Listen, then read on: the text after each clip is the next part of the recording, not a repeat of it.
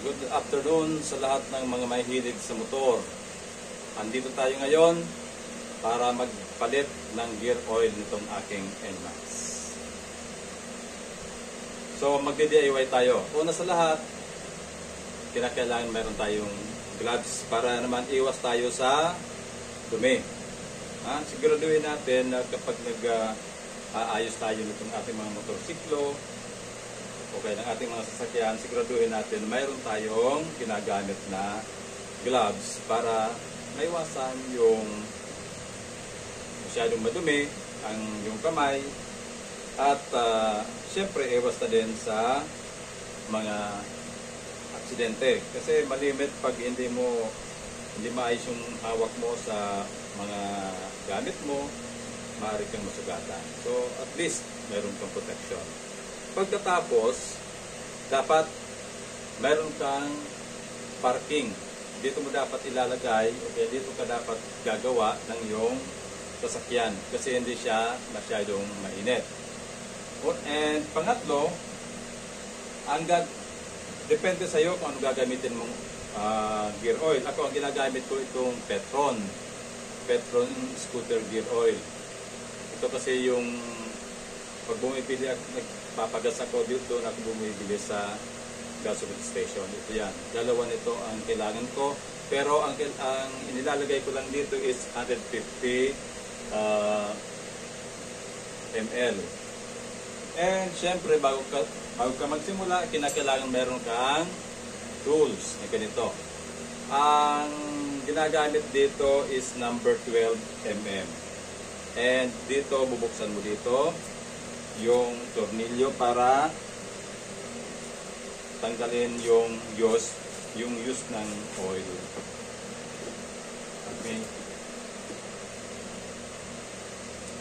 And kailangan siguraduhin mo din na komportable ka sa iyong ginagawa, komportable ka sa iyong lugar para mas maganda, hindi masyadong nakakapagod ang pag-ayos ng iyong motorsiklo.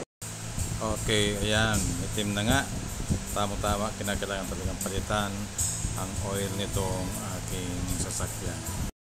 Okay, pagkatapos alisin ang oil, yung dating oil, isasara natin yung tornilyo sa ilalim para hindi siya tumagas at unti-unti nating bubuksan yung nakasarang tornilyo para sa paglalagyan natin ng oil. And siguraduhin natin na yung bunganga, yung paglalagyan natin ng oil ay siguraduhin nating malinis para hindi siya sasama doon sa oil pag ito'y inyong inilagay na.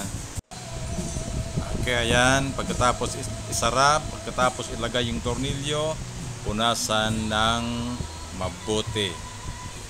Siguraduhin walang natitirang mga buhangin at walang natitirang dumi na pwedeng sumama doon sa loob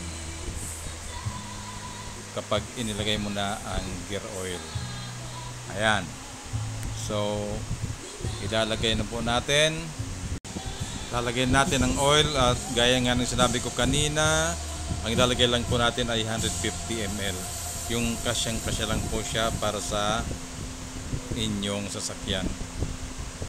Okay, pagkatapos na may lagay yung 150 ml na gear oil, siguraduhin po na maibalik ng maayos yung tornilyo. Pero bago ibalik, siguraduhin pong malinis yung paglalagyan ng tornilyo.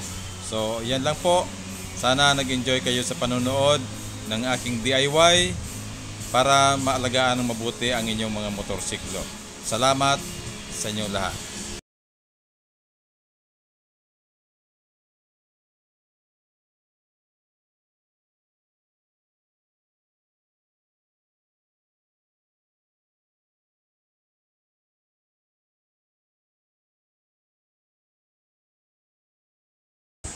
Yan, maglalagay na nga tayo ng gear oil. Yan, 150 ml ang ilalagay natin. Yan, sige, buhos lang para Dire-diretso lang yan. Hintayin nyo lang maubos. At pagkatapos nyan, sasara nyo muli. Pero wag nyong masyadong hihigpitan kasi baka mahirapan kayong buksan ulit sa susunod na magpalit kayo ng oil. Yan. Okay, so yan. Tapos na tayo. Pagkatapos, lagay ulit ang cover. And presto, tapos na tayo sa pagpalit ng oil.